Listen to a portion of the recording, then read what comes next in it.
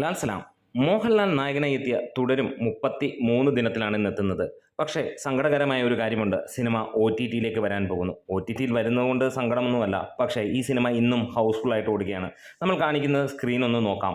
വേറെ ഒന്നുമല്ല, തുടരും ഇന്ന് 4:20 വൈകുന്നേരം 4:20 ഷോയാണ്. അതായത് മണിക്കൂറുകൾ ഇനിയും ബാക്കി കിടക്കുന്നു. ആ ഒരു അവസരത്തിൽ പോലും ഫ്രണ്ട് റോയിലെ മൂന്ന് റോസ് മാത്രമാണ് സിനിമയ്ക്ക് അല്ലെങ്കിൽ ടിക്കറ്റ് എടുക്കാനുള്ളത്. ഈ കോരിച്ചൊരിയുന്ന മഴയത്തും ഇത്രത്തോളം ജനങ്ങൾ ഉച്ച സമയത്ത് ഈ സിനിമയ്ക്ക് തിയേറ്ററിൽ കയറുന്നുണ്ടെങ്കിൽ നമുക്കറിയാം ഇത് ഹൗസ്ഫുൾ ആകും. ഇത് ഒരു തിയേറ്ററിൻ്റെ കാര്യമാണ്, ഇങ്ങനെ ഒന്നല്ല പല തിയേറ്ററുകളുമുണ്ട്.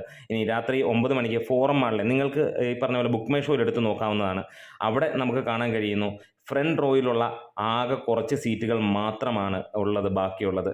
ബാക്കി എല്ലാം തന്നെ മണിക്കൂറുകൾക്ക് മുമ്പ് 6-7 മണിക്കൂറുകൾക്ക് മുമ്പ് കംപ്ലീറ്റ് ആയി കഴിഞ്ഞിരിക്കുന്നു. ഒന്ന് ആലോചിച്ച് നോക്കുക, ഇങ്ങനെ ഓടുന്ന ഒരു സിനിമയെ അങ്ങനെ OTTയിലേക്ക് വിടേണ്ട കാര്യമുണ്ടോ? ശരിയാണ്, ബിസിനസ്സും കാര്യങ്ങളുമൊക്കെയാണ്. ലാലേട്ട, ഈ ഒരു ചതിക്ക് കൂട്ടു നിൽക്കരുത്, ഈ ഒരു ചതി സമ്മതിക്കരുത്. കാരണം നമ്മൾ ഓരോ മലയാളികളും ആഗ്രഹിക്കുന്നുണ്ട്, ഇവിടെ ഫാൻസോ അല്ലെങ്കിൽ മോഹൻലാൽ ആരാധകരോ അല്ലെങ്കിൽ അങ്ങനെ വിരോധികളോ ഒന്നുമല്ല ചിന്തിക്കുന്നത്.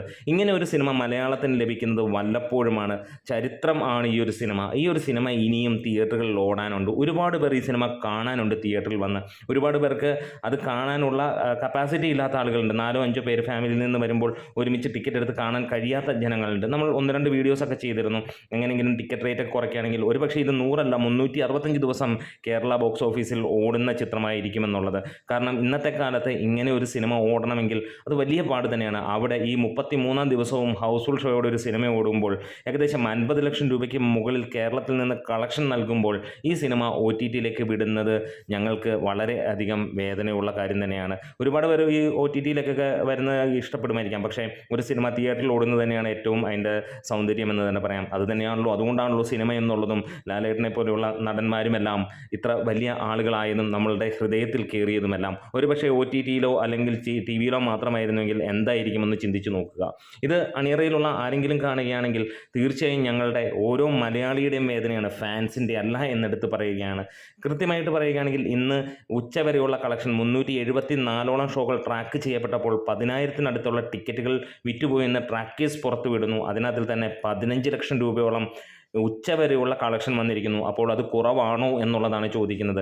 കേരള ബോക്സ് ഓഫീസിൽ നിന്ന് 120 കോടിയോളമാണ് സിനിമ നേടിയിരിക്കുന്നത്.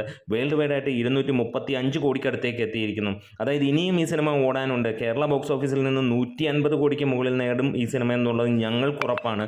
അപ്പോൾ ഈ ഒരു സിനിമയെ അങ്ങനെ ഓടാൻ അനുവദിക്കണം എന്നുള്ളതാണ്. കാരണം അത്രത്തോളം വിഷമമാണ്. സാധാരണ ഒരുപാട് സിനിമകൾക്ക് ഓടി തളർന്നു കഴിയുമ്പോൾ OTTയിലേക്ക് പോകാം. പക്ഷേ ഇത്ര ഗംഭീരനായിട്ട് നല്ല ശക്തി ഉള്ള സമയത്ത് ഇത് ഓടുമ്പോൾ ഇതിൽ എന്തിനാണ് ഇങ്ങനെ വലിച്ച് OTTയിലേക്ക് ഇടുന്നത്? കഴിഞ്ഞ ഞായറാഴ്ച, അതായത് 2 ദിവസങ്ങൾക്ക് മുമ്പ് നമുക്ക് കാണാൻ കഴിഞ്ഞു 1.25 കോടിയോളമാണ് സിനിമയ്ക്ക് കളക്ഷൻ വന്നത്.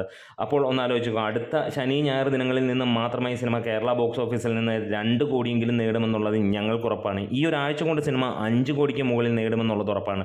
ശരിയാണ്, നിങ്ങൾ പറയുന്നതും നിങ്ങൾ ചിന്തിക്കുന്നതും ഒക്കെ കറക്റ്റായിരിക്കാം. അതായത് ബിസിനസ് നിങ്ങൾ നേരത്തെ പല കാര്യങ്ങളും ഉണ്ടാകാം. പക്ഷേ OTTയിലേക്ക് പോകുമ്പോൾ ഒരുപാട് മലയാളികളുടെ ഹൃദയമാണ് ഇവിടെ വേദനിക്കുന്നത്. അത് തുടരുകയാണ് എന്നുള്ളതാണ്. കാരണം ഇത്ര നല്ല സിനിമയായ ഒരു തുടരും എന്ന ചിത്രം അത് സന്തോഷം നൽകി, മലയാള സിനിമയ്ക്ക് പുത്തൻ ഊർജം നൽകി, അത് തുടർന്നുകൊണ്ടിരിക്കുമ്പോൾ അവസാനം കൊണ്ടുവന്ന് ഒരു സങ്കടത്തിലേക്ക് എത്തുന്നു. അത് ഞങ്ങളെ സങ്കടപ്പെടുത്തുന്നു. അതും തുടർന്നുകൊണ്ടിരിക്കുന്നു എന്ന് തന്നെ പറയാം.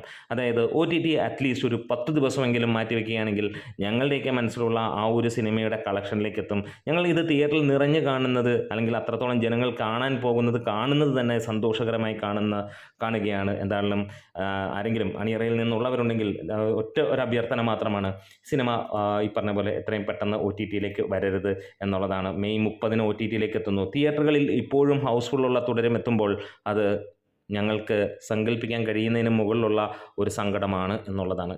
കാത്തിരിക്കുന്നു നിങ്ങളുടെ കമൻസുകൾക്കും കാര്യങ്ങളുമൊക്കെ. അനുകൂലിക്കുന്നവർക്ക് വരാം, പ്രതികൂലിക്കുന്നവർക്കും വരാം. അവർക്കൊക്കെ കമൻസിലൂടെ രേഖപ്പെടുത്താം. പക്ഷേ അണിയറ പ്രവർത്തകർ ഇത് കാണണം എന്നുള്ളതാണ് ആഗ്രഹിക്കുന്നത്. ലാൽ സലാം.